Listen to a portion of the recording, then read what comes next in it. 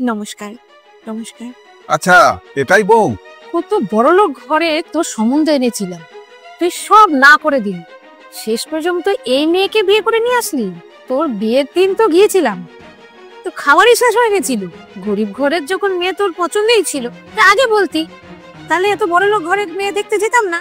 ঠিকই বলেছো তুমি। মিসেস ঘোষের বিয়েটা যে দেখেছিলাম, সে গাড়ি বাড়ি সোনা দানা সমস্ত কিছু দিতে চেয়েছিল, আর সেই সব ছেড়ে এরকম একটা মেয়েকে নিয়ে এসছে। আমার ছেলের বিয়েতে তো গিয়েছিলিস, দেখেছিস তো আমার বউ কত কিছু নিয়ে এসছে, সোনা গয়না টাকা পয়সা গাড়ি। আর ও কি এনেছে? ও তো কিছুই আনেনি। কি আর নিয়ে এসছে ও? আমার তো মনে হয় না যে দুখানা শাড়ি পর্যন্ত নিয়ে এসছে।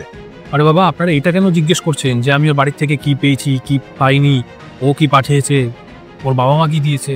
এটা জিজ্ঞেস করুন না যে ওর মধ্যে কি কি ভালো দিক আছে, কি কি গুণ আছে ওর মধ্যে। ভালো দিয়ে কি করবি? দিয়ে জল খাবি? যখন তুই কিছু কিনতে যাবি তখন ও ভালো বলে কি ওকে বিনা পয়সায় দিয়ে দেবে? আরে ভালো দেখে কি হবে? শুধু বলছিস ভালো ভালো ভালো, ভালো দেখে কি পয়সা চলে আসবে? পয়সা যখন দরকার হবে।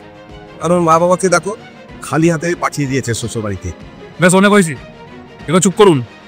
কখন থেকে খালি বলেই যাচ্ছেন উল্টোপাল্টা কথা। আপনারা এটাই জানতে চান তো যে ওকে বিয়ে করে আমি কি পেয়েছি, ওর বাড়ির থেকে আমাকে কি কি দিয়েছে? অনেক কিছু দিয়েছে। একজন বাবা তার জীবনের সব থেকে দামি সম্পদ তার মেয়ে, তাকে দিয়েছে।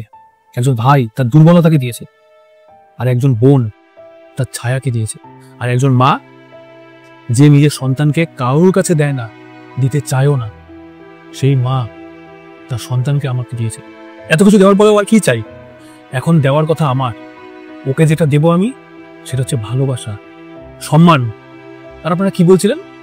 আপনাদের ছেলেকে আপনারা বিয়ে দিয়েছেন বিশাল বড়লোক ঘরে, বিশাল বড়লোক মেয়ের সাথে, এই পেয়েছেন ওই পেয়েছেন, সোনা গয়না পেয়েছেন, এটা এটা টাকা পয়সা কত কিছু বলছিলেন।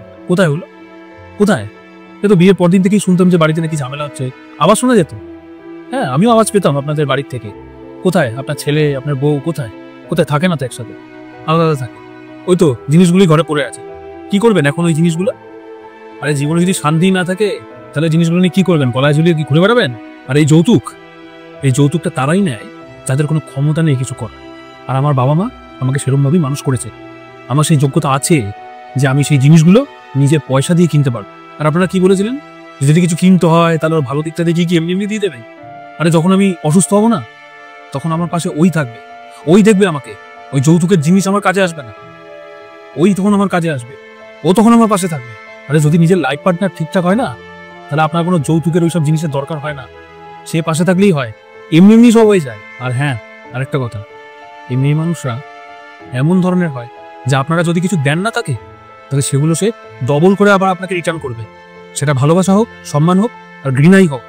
জীবনে না কোনো বিপদে আপদে একটা মানুষে একটা মানুষকে সাথ দেয়, এই যৌতুকের জিনিসপত্র সাথ দেয় না। আমি আমার সারাটা জীবন ওর সাথেই কাটাতে চাই, কোনো গাড়ি বাড়ি পয়সা সোনা গয়না সেগুলোর সাথে না। আর আপনাদের যদি কথা বলা হয়ে গিয়ে থাকে, আপনাদের জ্ঞান দেওয়া যদি হয়ে গিয়ে থাকে, তাহলে এবার উঠতে পারেন।